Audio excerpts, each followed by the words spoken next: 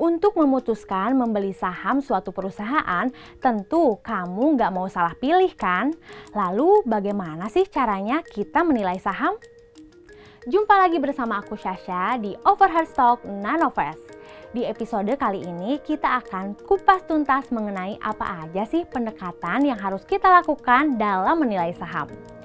Kalau kamu mau berinvestasi saham, biasanya apa sih yang paling kamu lihat?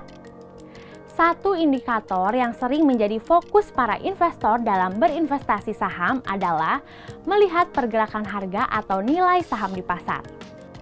Dan untuk bisa menentukan nilai saham ini, kamu sebagai investor harus melakukan analisis terlebih dahulu. Ada beberapa pendekatan yang harus dilakukan investor dalam menilai saham. Di antaranya adalah analisis teknis, analisis fundamental, hybrid, dan quant.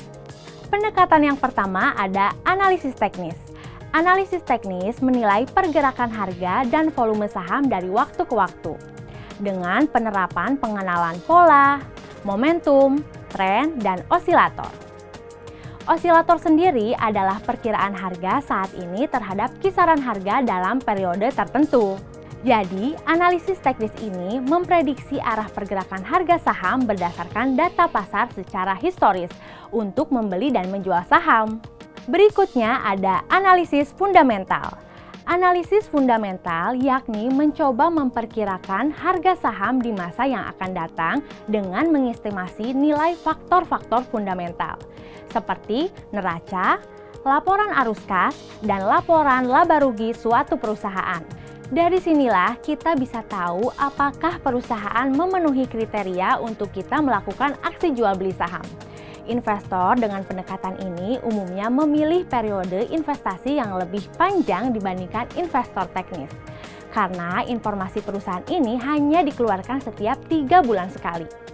Ada 2 pendekatan fundamental yang umumnya digunakan dalam melakukan penilaian saham ini. Yang pertama adalah pendekatan nilai sekarang. Dan yang kedua adalah pendekatan laba atau price earning ratio. Pendekatan lain dalam menilai saham adalah dengan cara hybrid yang menggabungkan cara-cara atau analisis dari investor teknis dan investor fundamental. Dan terakhir adalah menilai saham dengan cara quant atau kuantitatif. Cara ini dibangun di atas metode matematika dan analisis statistik menggunakan pemrograman. Jadi, proses pengambilan keputusan memilih saham dengan pendekatan kuantitatif ini murni berdasarkan algoritma, tanpa ada emosi manusia atau investornya. Nah, itu tadi penjelasan mengenai apa saja sih pendekatan yang harus kita lakukan di dalam menilai saham. Nah, kamu lebih pilih pendekatan yang mana nih? Kalau kamu mau tahu info lebih lanjut seputar saham, yuk langsung aja cek video lainnya di kategori Overheard Stocks. Dan jangan lupa juga untuk subscribe, tekan tombol like, share, dan komen di bawah. Kira-kira video apa lagi yang harus kita bahas? Sampai jumpa lagi di video berikutnya.